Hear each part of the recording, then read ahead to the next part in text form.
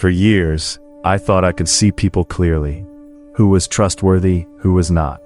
I was wrong more than I'd like to admit. Why? Because I was looking at words, at performance, at confidence. I was missing something quieter.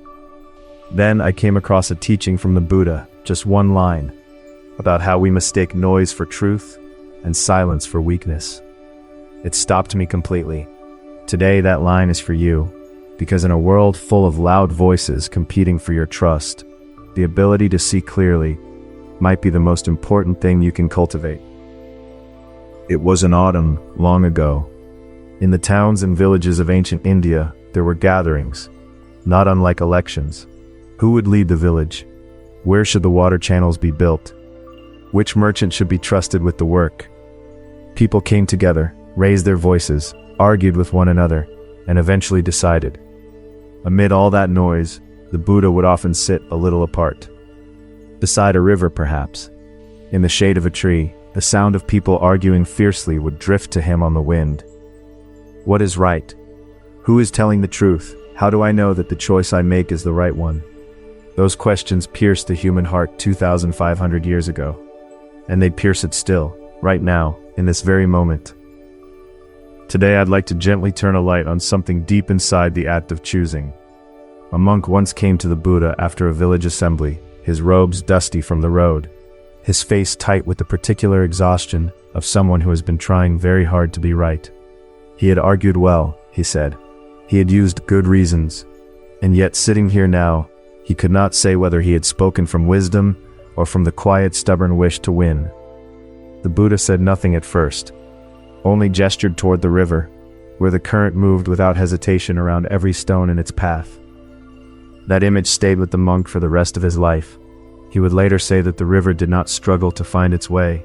It simply moved, and the way revealed itself. In his own arguing, he had been like a man trying to carry the river in his hands, insisting on its direction. What he had called conviction, he slowly came to see, had been mostly grip. Among the teachings the Buddha shared with his disciples in his later years, there is one known as the Metta Sutta, the discourse on loving kindness. It is gathered in a collection called the Sutta Nipata, a short, almost poem-like teaching, simple on the surface, profound underneath. In those days, India was full of holy men and philosophers, each insisting that his own path was the true one. The Brahmin priest said, "Only our rituals reach the divine." One philosopher declared, "Truth is reached through reason alone." Another school taught, liberation comes only through extreme asceticism. People were confused. Who was right? Who should they follow? Which voice could be trusted? One day a young man came to the Buddha. He was the son of a wealthy merchant family, expected to carry on his father's business, but his father had died, and now relatives were fighting over the inheritance, village elders and local officials all mixed up in it, and he could no longer tell who was speaking the truth. "I don't know what to believe anymore," he said. "When I try to trust a wise person, another wise person says the opposite. Things decided by majority vote turn out to be wrong later on. How can I ever choose correctly?" The Buddha looked at him quietly. He did not answer right away. After a brief silence, the Buddha began to speak. But he did not answer the question, "Who is right?" directly. Instead, he said, "Try changing the question." The young man tilted his head. "What do you mean?" "Right now you want to know who is correct. But perhaps the real question is, how are you seeing?" And there the Buddha touched the heart of the Metta Sutta. As a mother would protect her only child with her own life, so too should you cultivate a boundless heart toward all living beings, above, below, and all around, without obstruction, without hatred, without ill will. The young man was puzzled. "But isn't this about who to vote for, who to choose?" "It is," the Buddha said, "but before you choose, look inward. Are you seeing through eyes of resentment, through eyes of anger, or through eyes of fear?" The young man fell silent.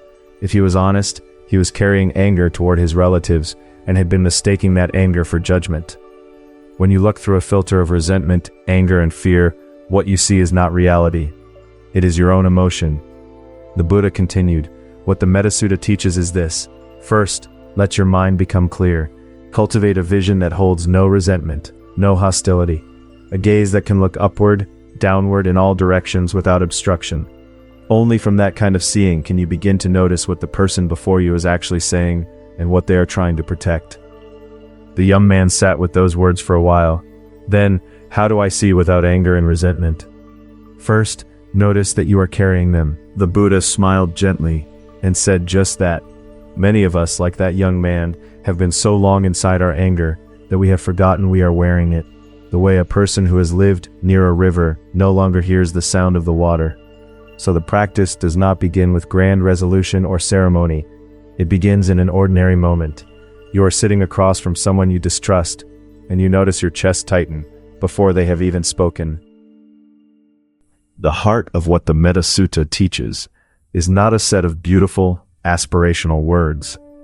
When it says cultivate loving kindness toward all living beings, it is not asking for moral effort. It is talking about the power to see. What the Buddha called right view, the capacity to see things as they actually are, is placed first among the Eightfold Path. That is not a coincidence. If the way we see doesn't change, nothing changes. Action doesn't come first, seeing does. When we bring this to the context of an election, something deep comes into focus. When we feel that politician can't be trusted, or that party is terrible, where does that feeling come from? Is it the result of reading through their actual policies? Or is it a long accumulated impression? Perhaps something someone told us, a piece of information that came scrolling through social media. Here is the structure of suffering, laid bare. When we struggle with elections, when we feel that hollow, shut-down despair of, nothing will change no matter who I vote for, they're all the same, I can't trust anyone. That suffering doesn't come from politics being bad. It comes from an invisible assumption we are carrying, that politics should be perfect, that a truly trustworthy person must exist somewhere. It is the gap between that hidden expectation and reality that creates the pain. Our anger doesn't persist because we're angry. It persists because somewhere in the back of our mind, we have fixed a picture of how society ought to be, and the gap between that image and reality keeps generating the anger. This is what Buddhism calls the root of suffering. The problem is not the object. The problem is the way of seeing. And there is something even deeper here. The beliefs you call your own, the values you call yours, are they truly yours? The region where you were born, the family where you grew up, the education you received, the people you spent time with, the books you read, the news you watched. All of that has accumulated, layer by layer, to give rise to what you now think of as yourself. When you say, I think this, or in my judgment, that I is a form temporarily arising from countless interwoven conditions, here in this moment. There is no fixed, unshakable self standing apart doing the judging.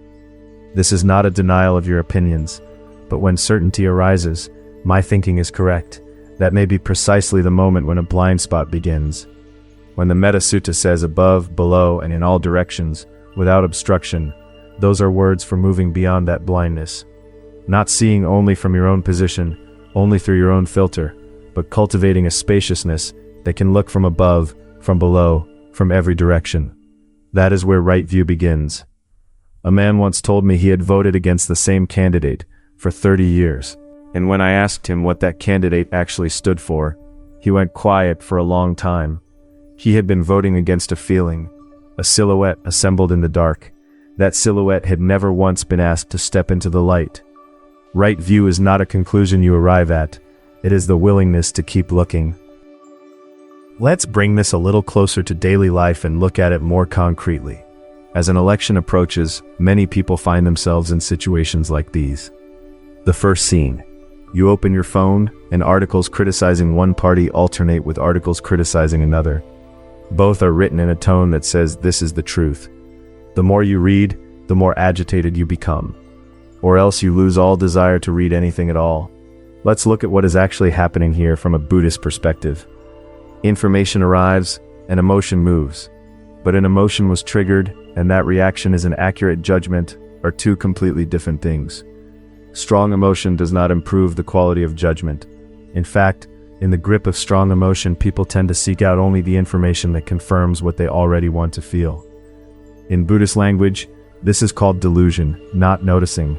It is one of the three poisons. the state of seeing only what you want to see and not seeing what you don't want to see. Right view is the opposite of that. A mind that has become clear enough to look quietly even at information it would rather not receive. The second scene. When politics comes up at work or in the family, the atmosphere turns heavy. How can you support someone like that? Why don't you understand? People say these things to each other, and the conversation leaves a bitter taste. Let's look at this too. You appear to be listening to the other person's opinion, but are you actually just delivering your anger at why they won't agree with you? The words of the Metta Sutta, without hatred, without ill will, apply to conversation as well. When we speak while carrying resentment, words do not reach the other person. They are not words anymore. They have become the throwing of emotion. The third scene, the feeling of powerlessness. Nothing will change no matter who wins anyway. This is not resignation. It is a form of suffering. You want things to change, but they don't. So you have stopped expecting them to. And in stopping the expectation, you have also stopped engaging. There is a subtle question here. The act of changing something does not guarantee a result. But the act of seeing, of thinking, of choosing, these are acts that weave a connection between you and the world you live in. In the Buddhist understanding of interdependence, everything arises within relationship. Your vote is not only about the outcome, it is also an act of confirming that you are connected, that you belong to this web of life. Not the real me with my authentic opinions is doing the choosing, but rather, I living in the midst of countless conditions and relationships, and trying, in this moment, to engage with this choice through the clearest eyes I can manage. That orientation is where right view lives. Think of a farmer who cannot control the rain or the frost, yet still tends the soil each morning. The tending itself is the practice. In the same way, casting a vote with a clear and open mind, even in uncertainty, even without guarantees, is an act of care for the ground we all share. So, what can you actually do, starting today? The first practice: don't read while you're angry. When you're reading political news or information about an election and you feel your irritation rising, try closing it for a moment, right then. This is not about avoiding information. It is practice in noticing a fact. When our emotions are running high, information doesn't reach us accurately. This is applying what the Buddha encouraged his disciples to cultivate: present moment awareness, what he called right mindfulness, to the act of reading the news. Here is how. The next time you are about to read the news on your phone, first take 3 quiet breaths, just 3. During those 3 breaths, simply check in with your emotional state right now. Are you angry? Do you feel anxious? Are you irritated at someone? Or are you relatively settled? That check-in alone can shift the way you read. The same article can land differently depending on whether you are aware of your emotional state as you read it, versus reading without noticing your emotions at all. I cannot promise that doing this will change how you see things, but the small habit of noticing your emotions may, slowly and over time, gradually build your capacity to see more clearly. The second practice: read just one opinion from the other side. Try reading the policy platform of a candidate or party you don't support, just one. Not to criticize it, but to read it quietly, asking, what is this person trying to protect? When the Metta Sutta speaks of seeing without obstruction in all directions, this perhaps is the kind of vision it is pointing toward. A farmer once told me he had spent 30 years certain that his neighbor was greedy, until the day he finally sat down and asked why the man had fenced off the creek. The neighbor had a sick child who couldn't swim. If you are supporting someone right now, where does that feeling come from? Is it coming from conviction? Or is it coming from anger at someone else? Or from fear? You don't need to answer quickly. Just ask yourself the question, quietly.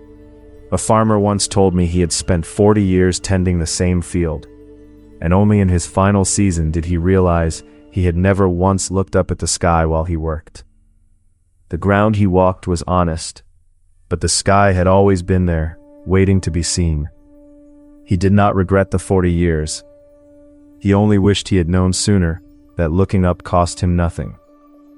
Right view begins with recognizing how easily we each mistake a piece of the truth for the whole. And we explored exactly that in an earlier teaching through the Buddha's parable of the blind men and the elephant. You'll find the link in the description below. The Metta Sutta ends with words of beautiful aspiration. May all living beings be at peace. May they live free from suffering. Before asking who should govern so that this can be realized, those words first ask you to examine your own power to see. Voting is an act of participating in society, but it is also a mirror that reflects what is inside you. Did you choose from anger, from fear, or did you choose after thinking it through, with the clearest eyes you could manage? The outcome is unknown. Whether the person you chose will win, whether they will keep their promises, whether anything will change, none of it is guaranteed. But the time you spent trying to see clearly, that does not disappear. The effort you made to think it through remains. What the Buddha called compassion was not trying hard to be kind to someone. It is something that wells up naturally when the boundary between yourself and another becomes thin. When you vote while holding someone else's life in your heart, even hesitating, even uncertain, in that very hesitation perhaps, the seed of compassion is already quietly breathing. A farmer does not see the harvest on the day he turns the soil. He simply bends down, works the ground as carefully as he can, and walks home in the evening with dirt on his hands. The seed and the dark earth do the rest, in their own time, beyond his watching. And perhaps this is enough, to have bent down, to have tried to see, to have held another life gently in mind even for a moment. The nun Ambapali, growing old, looked at her withered hands and understood at last what she had always held, not beauty, not youth, but the simple fact of having lived with attention. To vote, to choose, to sit in the uncertainty of an unknown outcome, this too is a kind of attention. And attention, the Buddha taught, is never wasted. Pause. Whose face came to mind while you were listening today? One story a day. In a week, your words will change. In a month, your eyes will change. In a year, the same world will look completely different.